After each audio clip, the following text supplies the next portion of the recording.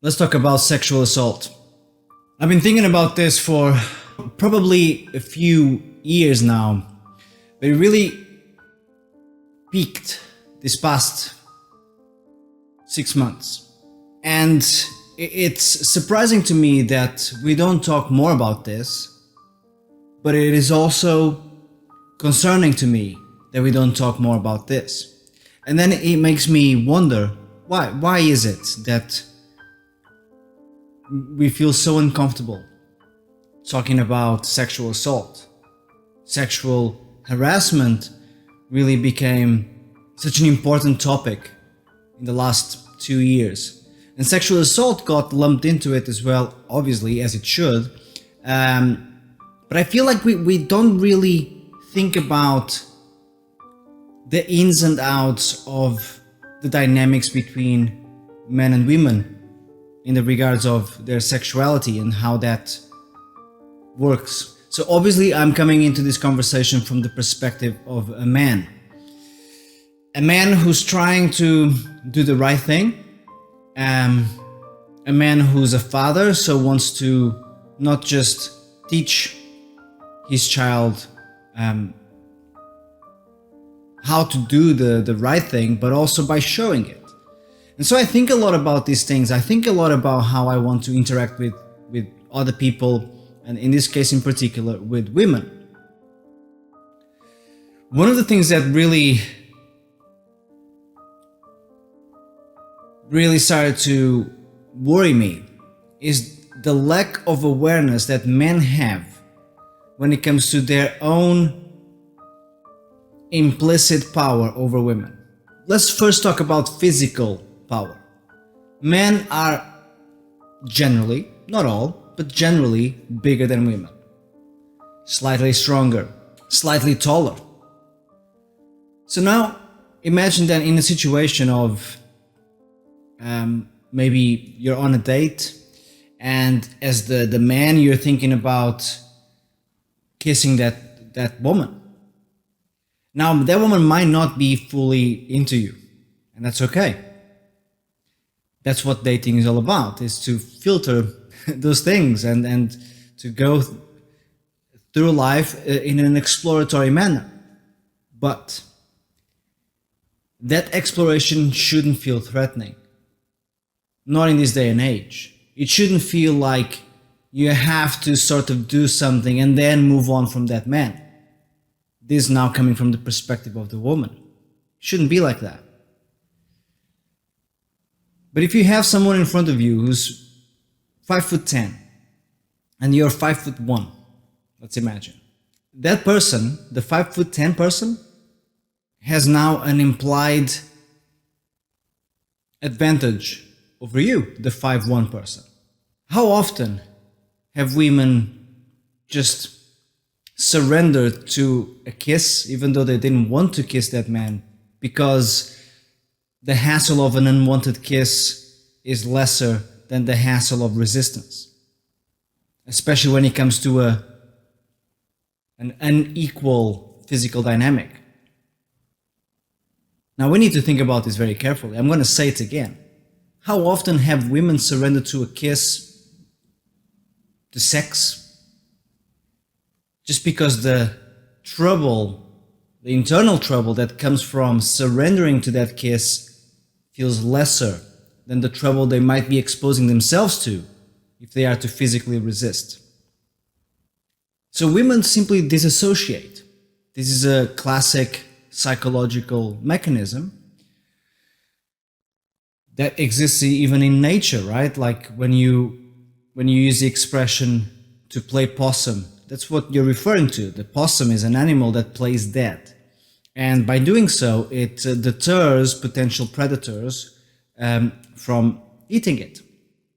Because most predators, like let's say it's a tiger, it's actually put off by the idea of rotten meat. Tigers know not to consume rotten meat. That's why they eat animals which are alive. The problem when you're dealing with a man who's so oblivious that he crosses over that boundary from respectful to abusive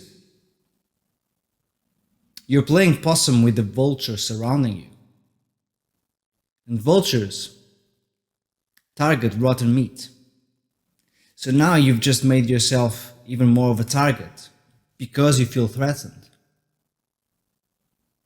So this feedback loop of the victim and the abuser gets fed by the victim's own defensive mechanism and the abusiveness of the abuser. So where's the solution? The reality is that the system is broken.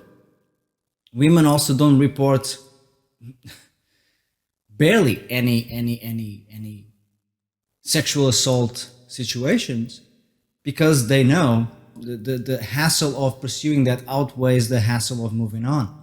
So society feeds this idea into women that, just surrender to the kiss and then move on. Just surrender to it, just disassociate. That's basically what we're saying, just play possum.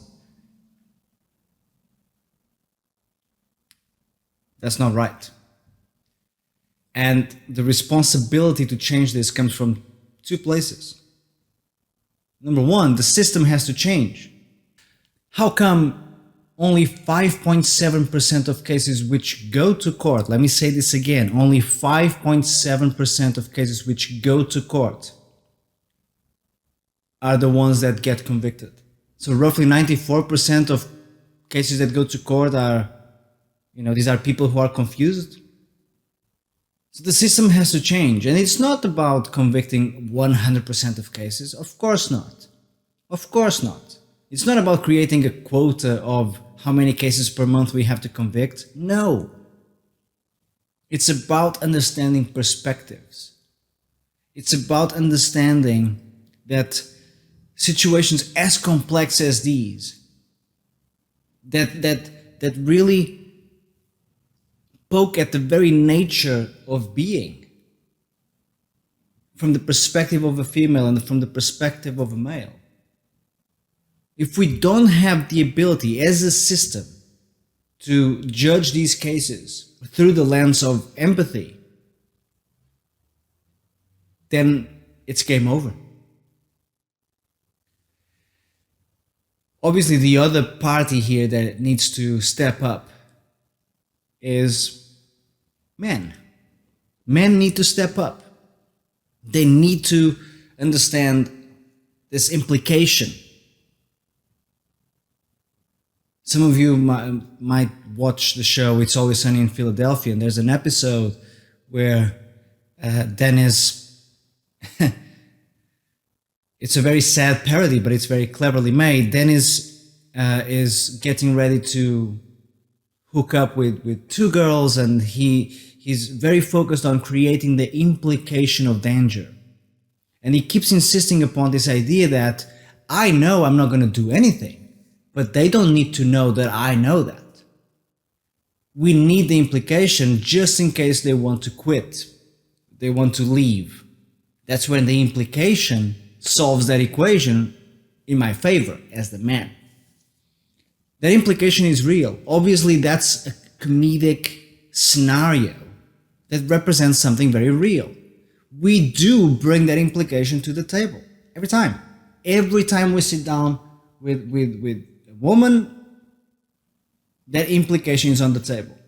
By the way, the same way that implication is on the table when two men sit in front of each other, and there's a bit of an assessment of danger.